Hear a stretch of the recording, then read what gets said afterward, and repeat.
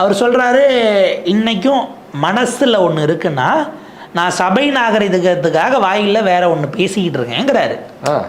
விருப்பம் இல்லாமல் அவருடைய மனசாட்சிக்கு விரோதமாக நான் நடந்துக்கிட்டு இருக்கேங்கிறாரு. அதுக்கு காரணம் மோடிஜியும் அமித்ஷாஜியுங்கிறாரு. அதுதான் அங்கே ஹைலைட்டு. அமித்ஷாஜி அவர்களை கொடுத்த அந்த ஒரு வார்த்தை, அந்த வார்த்தைக்காக நான் பேசாமல் இருக்கேன். என்னை ஏதோ ஒரு படத்தில் தான் அவர், என்னடா என்னை பேச வைக்கிறியா, என்னை பேச வைக்கிறியா அப்படின்ற மாதிரி ஒரு படத்தில் ஒரு டைலாக் வரும். அந்த மாதிரி நான் பேசினா நீங்கள் தாங்க மாட்டீங்க அப்படின்னு மம்முட்டி ஏதோ ஒரு படத்தில் அது அண்ணன் தம்பிங்கெல்லாம் இருப்பாங்க, ஆனந்தம்னு நினைக்கிறேன், நான் பேசினா நீங்கள் தாங்க மாட்டீங்க அப்படின்ற மாதிரி அந்த லெவலுக்கு அது போதானா.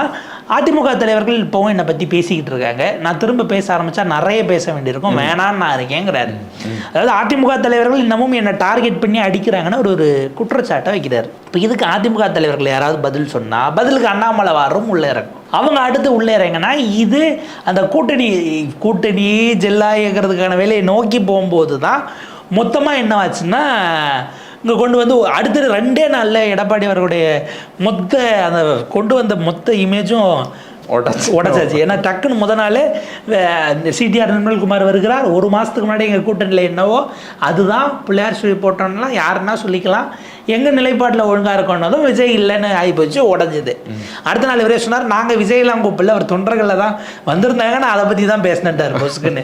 நாங்கள் அவங்ககிட்ட பேசல, அவங்க எங்ககிட்ட பேசலன்னு சமாளித்தார். அன்னைக்கு பார்த்தா அடுத்து பசுமொன்னுக்கு 3 பேராக போனாங்க, பரபரப்பாச்சு. செங்கோட்டையை நீக்கணுன்னே நீங்கள் தான் A1 அவர் சொன்னார். இப்போ அதை ஏதாவது பண்ணி அதை கொண்டு வர இடத்துல டக்குன்னு பானையை உடைச்ச மாதிரி உடச்சி விட்டு இந்த சிக்கல்களுக்குள்ளே ஓடிட்டு இருக்கிற நேரத்தில் கூடுதலாக உங்களுக்கு நான் தான் பெரிய சிக்கலாக இருப்பேன்னு அங்கே இருந்தா நாமல தூக்கி